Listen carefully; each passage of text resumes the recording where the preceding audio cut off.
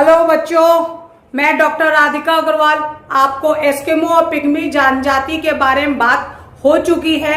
2 question हो चुके हैं, तीसरे क्वेश्चन पे चल रहे हैं। बुशमैन जनजाति के बारे में उसमें भी पिछले लेक्चर में हम लोग बात कर चुके हैं। अब इसी बुशमैन जनजाति के चैप्टर को आगे बढ़ाते हुए, चर्चा को आगे बढ़ाते हुए उनके निवास गृह के बारे में बात करते हैं।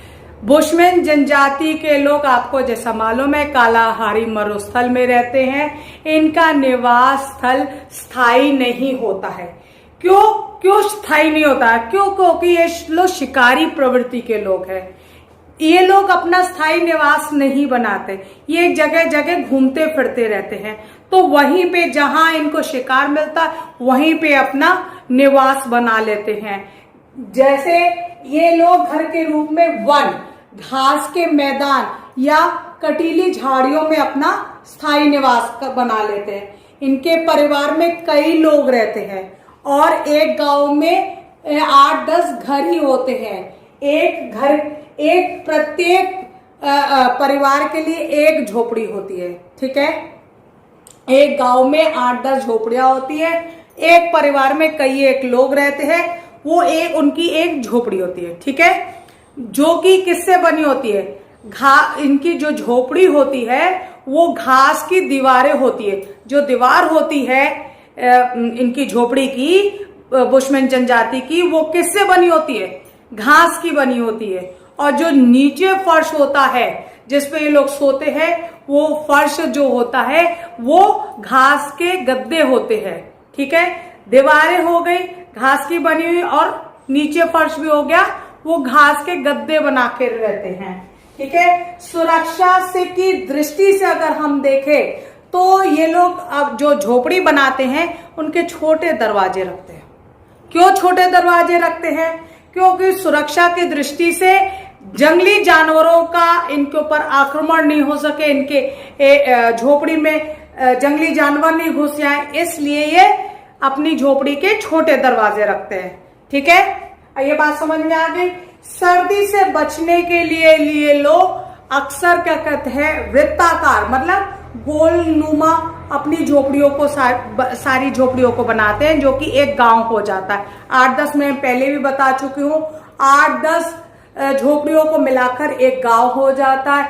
एक झोपड़ी में कई एक लोग रहते हैं। एक परिवार के लिए एक झोपड़ी होती है। ये झोपड़ियां वृत्ताकार रूप में होती हैं। कभी कभी क्या है, सर्दी के मौसम से बचने के लिए ये लोग बीच में तो आग जला लेते हैं, तो सर्दी से बचाव भी हो जाता है।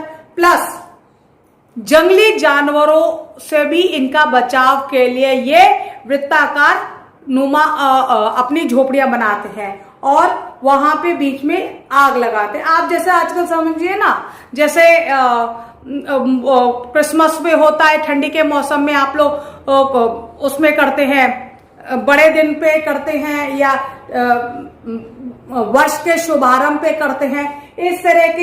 इसी तरह के ये बुशमैन जनजाति के लोग बीच में आग जलाकर चारों तरफ इनकी झोपड़ियां रहती है। उससे एक तो इनको गर्माहट, सर्दी से बचाव हो जाता है, दूसरे जंगली जानवरों से इनका बचाव भी हो जाता है।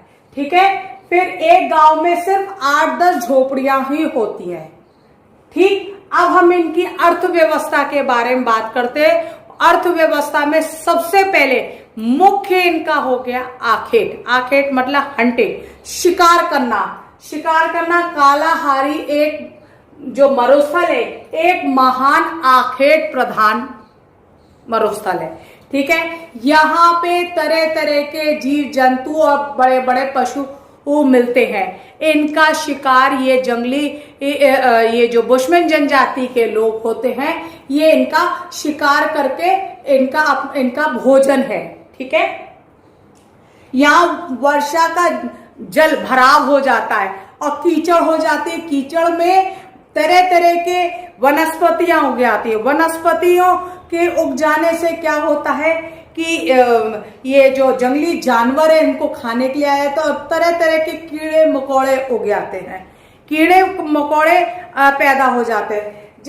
उनको खाने के लिए, उन घास को खाने के लिए जो कीचड़ में उग जाती है, जल भराव के कारण जो वनस्पति उग जाती है, उनका ये बुशमैन जनजाति के लोग शिकार करते हैं। शिकार हो सकता है ये अपने कुत्तों की सहायता से कर ले, एक या दो अपने रिश्तेदारों को पकड़ लेते हैं और वहां शिकार कर लेते हैं। ये शिकार में बड़े बड़े